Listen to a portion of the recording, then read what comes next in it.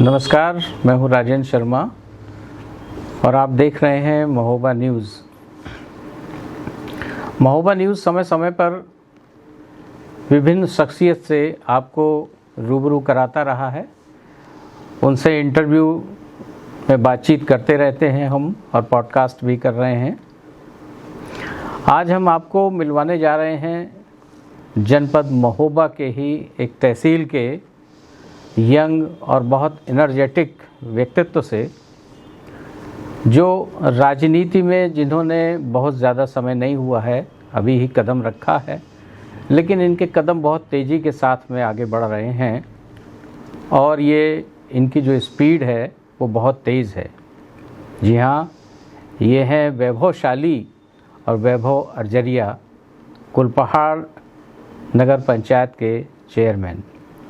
वैभव जी, आपका बहुत स्वागत है महोबा न्यूज़ के इस प्लेटफॉर्म पे। धन्यवाद बहुत बहुत आपको। तो चेयरमैन बनने के बाद में कैसा महसूस कर रहे हैं? आपका व्यक्तित्व तो बहुत निखर गया है। जी, चेयरमैन बनने के बाद वैसे अच्छा लग रहा है। जनता की सेवा करने का मौका मिला है और आप सब लोगों का, मेरे जनप्रतिनिधियों का, मेरी जनता का एक आशीर्वाद रहा है कि उन्होंने मुझे ये मौका दिया कि मैं उनकी सेवा कर सकूं। ये एक अच्छा मौका है मुझे उनकी सेवा करने के लिए। तो आप बहुत व्यस्त रहते हैं, आपकी दौड़ बहुत ज़्यादा चलती है। प्रायः जो देखा जाता है कि आप लखनऊ की बहुत यात्रा करते हैं। जी भाई साहब, मैं बराबर लगा रहता हूं मैं कामों के लिए, क्योंकि जिस उद्देश्य से और जिस मकसद से मुझे चेयरमैन मेरी जनता ने बनाया है, आप सब लोगों ने बनाया है, मेरे पार्टी ने मुझे जो जिम्मेदारी दी है, तो मुझे लगता है कि उस जिम्मेदारी को पूर्णतः तरीके से उसको निभाना चाहिए, उसके प्रति प्रतिबद्ध होकर कार्य करना चाहिए। और मैं लखनऊ इसलिए भी जाता हूं क्योंकि कई बार लखनऊ के काम रहते हैं और वहीं से हमारा बजट आता है, और जिसके लिए मुझे अपनी कार्य योजनाएँ ले जाना पड़ती हैं। वहाँ लग के अधिकारियों को समझाना पड़ता है। कई प्रोजेक्ट हमारे होते हैं, उनको लेकर मुझे समझाना पड़ता है, और हमारे माननीय भी वहाँ रहते हैं, तो उनसे बातचीत करने का वहाँ बहुत अच्छा मौका होता है हमारे पास, और बैठकर उनसे डिस्कस करना होता है। इसलिए मेरा ज़्यादातर ये रहता है कि मैं लखनऊ जाऊँ। भाग दौड़ करते रहते हैं फंड लाने के लिए। जी, कुलपहाड़ में इधर हमने देखा कि खेल कूद की भी काफ़ी हो रही हैं प्रतिभाएं, वो चल रहा है, कार्यक्रम चल रहे हैं और प्रतिभाएं निकल के आ रही हैं वहाँ पे। जी। तो वहाँ पे एक हमने सुना था कोई स्टेडियम की बातचीत चल रही है, तो क्या कुछ ऐसा है वहाँ पे? जी भाई साहब, मैं आपको बताना चाहता हूँ कि मेरे चुनाव का मुद्दा भी रहा है। स्टेडियम को लेके मांग करी थी लोगों ने कि आप जब बने तो स्टेडियम दें बच्चों को, और मैं भी एक स्पोर्ट्समैन रहा हूँ चूँकि, और स्पोर्ट्स अभी भी मैं खेलता हूँ, तो मुझे लगता है कि स्पोर्ट्स का कोई ना कोई स्टेडियम होना चाहिए, जो कि हमारे यहाँ नहीं था। चकबंदी में हमारे यहाँ थोड़ा सा स्पोर्ट्स की कम ज़मीन दी गई है, जिसके कारण हमारे यहाँ मैदान नहीं मिल पा रहा है, जगह नहीं मिल पा रही। लेकिन मैं अभी बराबर लगा हूँ कि मैं स्टेडियम दूँ, और कुछ काम मेरे स्टेडियम को लेके काम चल भी रहे हैं, और मैं बहुत जल्द अपनी जनता को स्टेडियम दूंगा कुलपहाड़ को, क्योंकि बच्चों के भविष्य के लिए खेलकूद बहुत ज़रूरी है। जितना ज़रूरी पढ़ाई है, उतने ही हमारे बच्चों के लिए खेलना कूदना और आपका फिजिकल वर्क होना बहुत ज़रूरी है। तो प्रोजेक्ट आपने भेज दिया है क्या? जी, मैंने प्रोजेक्ट भेज रखा है, उस पर कार्य भी चल रहा है, और बहुत जल्द मैं अपने जनता और अपने पूरे कुलपहाड़ वासियों को ये खुशखबरी दूंगा। कुलपहाड़ में पानी की और सकरी गलियों की, वहाँ के मार्केट भी बहुत सकरे हुए हैं, तो पानी वानी की समस्याएं अब कुछ हल हुई हैं वहाँ पे? जी भाई साहब, मैं आपको बता रहा हूँ कि जब मैं चेयरमैन बना तब उस समय पानी की हमारे यहाँ, आपने भी देखा, बड़ी समस्या होती थी। रोज़ आए दिन लोग परेशान रहते पानी के। लेकिन हमारे आने के बाद मैंने सबसे पहले फोकस किया पानी पे, और जहाँ आज़ादी के बाद भी पानी नहीं पहुँचा है पहाड़ पे, मैंने वहाँ पहाड़ पे पानी पहुँचाने का काम किया है, और उन बस्तियों में भी काम किया है पानी का, जहाँ पर लोग एक एक बूंद के लिए तरसते थे। आज वहाँ एक एक घर में हमने नल टोटी के माध्यम से पानी पहुँचाया है, और 24 घंटे वो पानी उनको मिलता है। वो कितने भी बजे अपनी मोटर ऑन करें, उनको पानी की सुविधा दी जा रही है। करीब मैंने 20 से 25 टंकियाँ कुलपहाड़ में नगर में बना रखी हैं, जहाँ जहाँ बिल्कुल पानी की सुविधा नहीं थी। आज उन गलियों में पानी जा रहा है, और लोग बाग मुझे उस चीज़ के लिए धन्यवाद भी बोल चुके हैं, और काफ़ी लोग वहाँ से खुश भी हैं कि उनकी मैंने व्यवस्था की है। और हाल फिलहाल में भी मैं आपको एक बात बताना चाहता हूँ कि हमारे यहाँ भी माननीय विधायक जी के माध्यम से बड़ा प्रयास किया गया है, जिसमें कुलपहाड़ को अमृत पॉइंट 2 में रखा गया है, जो कि पहले नहीं था। बाद में हमारे विधायक जी में हम लोगों ने प्रयास करके कुलपहाड़ को अमृत पॉइंट 2 में लाया गया है और आने वाले समय में उसका शायद टेंडर भी हो चुका है। तो बहुत जल्द एक एक गली में हमारे यहाँ पानी की सुविधा होगी पूरे कुलपहाड़ में, और 67 करोड़ करीब का ये टेंडर है, जिससे मुझे नहीं लगता है कि हमारे आने वाले समय में हमारे कुलपहाड़ को पानी की कोई समस्या आएगी। कुलपहाड़ के रेलवे स्टेशन का भी कायाकल्प हुआ है जी। कोई और ट्रेन्स वहाँ पे रुकने लगी हैं? बहुत आप लोग प्रयास करते रहते हैं कुलपहाड़ के लिए। जी, जैसे भाई साहब हमारे यहाँ कुलपहाड़ के लोग बड़े अच्छे हैं और विकास के लिए तत्पर रहते हैं, तो ये एक ऊर्जा मिलती है कि हम लोगों को भी उसकी ऊर्जा मिलती है। जब लोग होते हैं तो तत्पर पर विकास में मन लगता है कि आप विकास करें। और बहुत ही खूबसूरत हम लोगों का आदर्श स्टेशन बनाया जा रहा है। पिछले लोगों ने उस पर बड़ा प्रयास किया, जिसका हम लोगों को आज फ़ायदा भी मिल रहा है। और हमारी एक सड़क टूटी हुई थी, जो कि PWD और हम लोगों ने DM के माध्यम से उस सड़क को भी, बरसों पुरानी सड़क को भी मैंने उसको बनवा रखा है। तो आज हमारे यहाँ लोग बागों को दिक्कत नहीं हो रही और बहुत अच्छा जो हमारा रेलवे स्टेशन है वो बन चुका है। एग्रीकल्चर सेक्टर पे थोड़ी बात करना चाहते हैं कि कुलपहाड़ में मुझे याद है 2012-13 के आसपास मैं वहाँ बैंक में था, काम करता था। उस समय से वहाँ उस समय भी चकबंदी चला करती थी और अभी भी कुछ समय पहले तक चकबंदी का काम पूरा नहीं हुआ था। तो चकबंदी में अब क्या स्थिति है वहाँ की? हाँ भाई साहब, चकबंदी तो हमारे यहाँ पूर्ण हो चुकी है। धारा 52 का प्रकाशन भी हो चुका है और चकबंदी इस समय हमारे यहाँ समाप्त हो चुकी है। अब चकबंदी का तो सब कुछ हो चुका है, लेकिन हाँ, चकबंदी वालों में थोड़ा सा हमारे यहाँ एक मैटर अभी चल रहा है जिसमें कोड जनरेट नहीं किए गए हैं। जो शासन प्रशासन से वहाँ 2 कोड है, एक ग्रामीण और एक शहरी के नाम से कुलपहाड़ में आ गया है, जो कि अभी दोनों कोड हमारे यहाँ जनरेट नहीं हो पा रहे हैं, जिसके लिए हमारे माननीय विधायक जी, हमारे MLC साहब और हम लोगों ने राजस्व परिषद से बराबर मांग चल रही है कि हमारे कोड जनरेट कराएं। क्योंकि उसका एक बहुत बड़ा हम लोगों को नुकसान जो हो रहा है, हमारी जनता को हो रहा है कि बीमा नहीं हो पा रहे हैं, खतौनी भी नहीं निकल पा रही है, जिसको लेके हम लोग पिछले FR हमारे रहे हैं उनको भी मैं बराबर चर्चा में ले रहा। मृदुल जी के समय में मैं बराबर मैंने लेटर भी दिए हैं, हमारे माननीय लोगों ने भी लेटर दिए हैं, लेकिन अभी पता नहीं किस कारण से इसको नहीं किया जा रहा है। राजस्व परिषद में जब भी जाते हैं तो वो कैबिनेट के लिए कह रहे हैं कि ये मामला कैबिनेट में होके पास होगा, लेकिन बराबर हमारे जनप्रतिनिधि हम लोग पूरे उसके लिए प्रयासरत हैं कि जल्द से जल्द खतौनी का फीडिंग होने लगे और वो कोड जनरेट हो, चाहे वो एक कोड में जनरेट करें या वो दोनों कोडों में उसको जनरेट करें, लेकिन जनरेट कोड करना चाहिए उनको। और यही मेरी मांग भी है। मैं भी DM से बराबर इस चीज़ में संपर्क में रहता हूँ महोदय से। इतना लंबा समय चकबंदी में क्यों लगता है? 15-15 साल चकबंदी करने में लग गए, जबकि इतना बड़ा एरिया तो नहीं है कुलपहाड़ तहसील का और उसमें बहुत से गाँव की पहले हो भी चुकी थी। भाई साहब, मामला कुलपहाड़ के जो करीबी गांव थे उनकी चकबंदी आज भी चल रही है। जैसे इंदौरा आज चल रही है, तो उस समय क्या होता था कि इंदौरा का कुछ भाग कुलपहाड़ ग्रामीण में लगता था।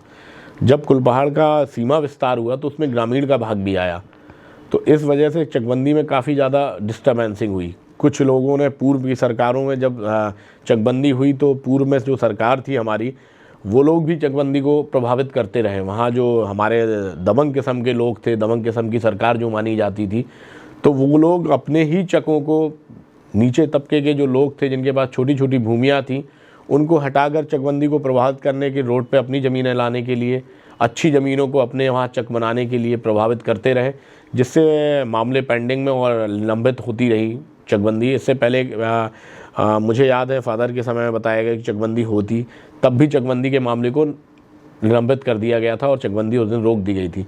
तो वही चकबंदी अब जाके हमारी सरकार आई 2017 के बाद चकबंदी पे बहुत अच्छा काम किया गया और 2020-21 में अभी आपने देखा है कि मैं आपको जैसा बता रहा हूँ कि चकबंदी फाइनल करी हमारी सरकार ने।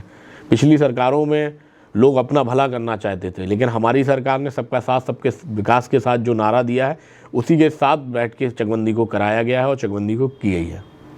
आपने अभी बताया कि चकबंदी का कार्य पूर्ण ना होने से खतौनी निकल से बीमा में दिक्कत आ रही है, बीमा करने में दिक्कत आ रही है। बीमा से रिलेटेड एक सवाल आता है कि आपके क्षेत्र के बहुत सारे इलाकों में अभी कथित रूप से बीमा घोटाला हुआ है। उसमें बेलाताल क्षेत्र के आसपास के कुछ बहुत सारे जो एरिया है उसमें बीमा किया गया है जी। तो क्या इसमें क्या सत्यता है? इसमें सत्यता ये है भाई साहब कि बिल्कुल हमारे यहाँ बीमा का इतना बड़ा घोटाला तो हुआ है कि जो कि उजागर भी करने में प्रशासन लगा हुआ है, पूरा हमारी सरकार लगी हुई है, कई दोषियों को पकड़ा भी गया है। कुछ लोग थे जिनमें साबित भी हुआ है कि कई लोग हमारे विपक्ष पार्टी के लोग जो निकले हैं, जिनके खातों में पैसा निकला है और बीमा कराए गए हैं, कई लोगों को धोखे से उनकी ज़मीनों पर बीमा कराए गए हैं। लेकिन हमारी सरकार ने, हमारे प्रशासन ने और पुलिस प्रशासन से लेके हमारे राजस्व परिषद ने, सभी लोगों ने बीमा वालों को पकड़ा है और कई लोग उसमें गिरफ्तार भी हो चुके हैं। कई लोगों के ऊपर अभी कार्रवाई भी चल रही है। बराबर उस मुद्दे को बिल्कुल शांत नहीं रखा गया है। हम सब लोग उस पर प्रयास हैं और बराबर नज़र रखे हुए हैं कि जो लोग भी दोषी हैं उनको सज़ा दिलाई जाए, उनको जो भी दंड हमारी सरकार देगी उनको पूरा दंड दिलवाने के प्रयास किया जाएगा, ताकि वो कभी भी किसी किसान भाइयों के साथ कोई खिलवाड़ ना कर सकें। ये एक बहुत ही अशोभनीय कार्य हुआ है जो कि हमारे किसान भाइयों के बीमा को लेके लोगों ने किए हैं। ये चाहे वो किसी भी पार्टी से हों, चाहे वो किसी के सगे हों, चाहे वो किसी हमारे जनप्रतिनिधियों के रिश्तेदार हों या कोई भी हो, या मेरे किसी रिश्तेदार निकलते हैं, उन पर कार्रवाई वही होगी जो एक आम इंसान पे होना चाहिए। कोई उनको बख्शा नहीं जाएगा। हमारे किसान भाइयों के साथ कोई भी ऐसा कार्य नहीं किया जाएगा, ना छोड़ा जाएगा कि हमारे कोई रिलेटिव, और करना भी हम, ये बात मैंने जब हमारे माननीय गंगाचरण जी के साथ एक हम लोगों की मीटिंग हुई थी उसमें भी मैंने यही कही थी कि इसमें कोई भी अपने रिश्तेदारों को, किसी परिचित वालों को ना बचाएं। जो कार्रवाई हो उस पर कोई उनके साथ खड़ा ना हो, उनके साथ कार्रवाई होना चाहिए। तो उस पर बराबर कार्रवाई चल रही है, अभी भी चल रही है। वैसे कुलपहाड़ एक अपने आप में जो पूरा मार्केट है वो सकरा हुआ मार्केट है जी। देखा जाए तो अगर एक गाड़ी वहाँ चलने लगती है तो फिर दूसरे के लिए रास्ता नहीं है। तो क्या दो बातें हैं, एक तो अतिक्रमण की भी बात हो सकती है, दूसरा क्या कोई नया कुलपहाड़, नया बाज़ार बसाने जा रहे हैं आप? अभी हमने भाई साहब बहुत पहले हमारे यहाँ मार्केट में सब्जी मंडी लगती थी जो कि थोक की लगती थी और वो अंदर आती थी। मैंने आने के बाद उसको एक मेला ग्राउंड हमारे यहाँ जो मैंने अभी उसका भी निर्माण हमारा चल रहा है, मैंने शिफ्टिंग करी है मार्केट में अपनी कुछ मंडी की, सब्जी मंडी को लेके। लेकिन चूँकि हमारे यहाँ का पुराना मार्केट है और एक मार्केट का जो व्यू है वो उतना ही में सीमित है। हमारे यहाँ ज़्यादा दुकानें, ज़्यादा लंबा मार्केट फैला नहीं है और जो मार्केट है वो बीच मार्केट में ही एकदम स्थापित है। तो मार्केट को तो हम लोग कहीं नहीं ले जा सकते, लेकिन कुछ चीज़ें हैं जो कि मेला ग्राउंड को हम ले गए हैं। थोक की चीज़ें हैं, जो सुबह मंडी हमारे यहाँ लगती है वो वहाँ लगने लगी है। और अतिक्रमण की जहाँ तक बात रही है तो समय समय पर हम लोग अतिक्रमण कराते हैं, गाड़ियाँ निकालते हैं।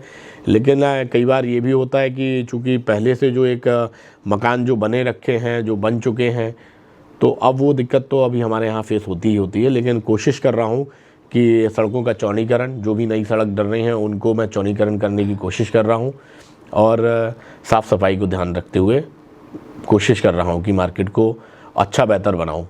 एक कोई बड़ा एरिया हमने सुना था जिस पे अतिक्रमण था, उसको जो है आपने ठीक कराया है? जी, वो एक हमारे यहाँ तहसील के सामने एक बिल्डिंग थी जो कि रातों रात बनाई गई थी और वो हमारी ज़मीन थी, उस पर कब्जा हुआ था। आपकी मतलब पर्सनल थी? जी नहीं, मेरी पर्सनल नहीं, हमारी नगर पंचायत की पर्सनल थी और नगर पंचायत की पर्सनल ज़मीन मेरी ही पर्सनल है। जब तो मैं वहाँ हूँ, ना भी रहूँ तो मेरा एक दायित्व बनता है, मैं वहाँ का नागरिक हूँ। तो काफ़ी लंबे समय से उस पर कब्जा कर रखा था।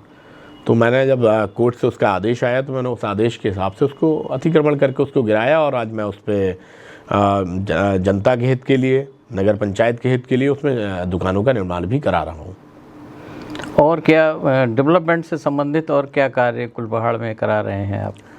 भाई साहब, डेवलपमेंट के हिसाब से मैंने काफ़ी कार्य करा रखे हैं। उनकी लिस्ट तो बहुत बड़ी है, क्योंकि बताने पे आएंगे तो हाँ अभी समय इतना लग जाएगा कि वो ख़त्म नहीं होगा। अच्छा, काफ़ी डेवलपमेंट रहा है। राजनीति में आपका लक्ष्य क्या है?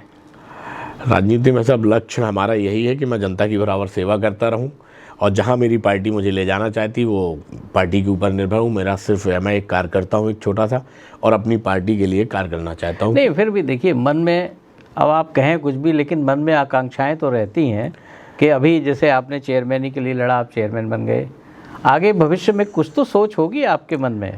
भाई साहब, सोच कुछ नहीं है, बस जनता की सेवा करना ही मेरी सोच है। और बाकी जब मैं अच्छा काम करूंगा तो मेरी पार्टी अपने आप मुझे देखेगी, वो जहां ले जाना चाहेगी तो मैं अपनी पार्टी के साथ आगे रहूंगा। आपका आइडियल हीरो कौन है?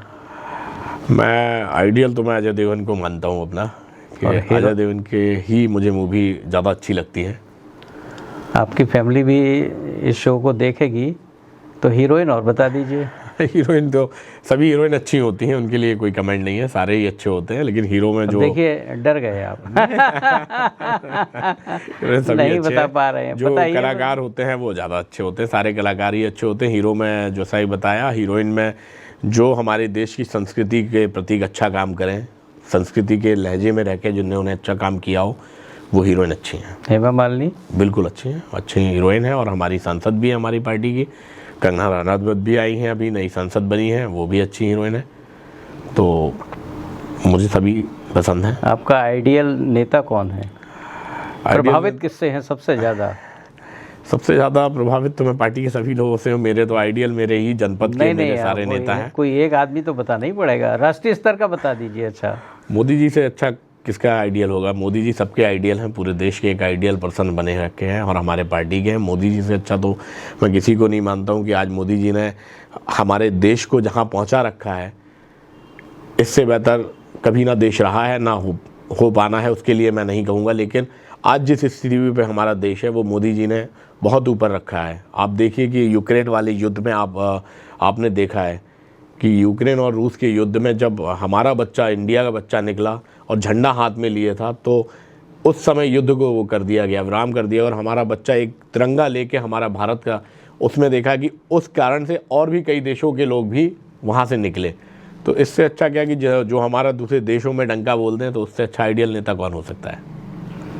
संतुष्ट हैं आप? जी बिल्कुल, मैं संतुष्ट हूँ। प्रदेश में हमारे योगी जी हमारे सबसे अच्छे नेता हैं, बोल्ड नेता हैं। आप देखिए, आप कानून व्यवस्था को लेके और भ्रष्टाचार को लेके, और आप एकदम बिल्कुल क्लियरेंस चल रहा है, कितनी अच्छी सरकार चल रही है। दूसरी बार मुख्यमंत्री जी बने हैं, और अब आने वाले हमारे 27 में फिर से वो मुख्यमंत्री बनेंगे।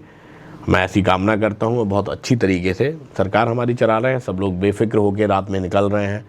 विकास आप देख रहे हैं कि चारों साइड कितना विकास हो रहा है। मैं अपनी नगर पंचायत से एक छोटे से देखता हूँ कि जब मैं इतना विकास कर रहा हूँ, तो पूरा प्रदेश कितना विकासशील नहीं हो रहा होगा।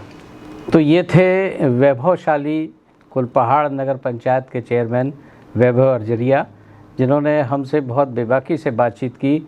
वैभव जी, हमसे बात करने के लिए बहुत धन्यवाद, और आपका राजनीतिक जीवन सुखद हो, इसकी कामना के साथ में नमस्कार। आप देखते रहिए महोबा न्यूज़।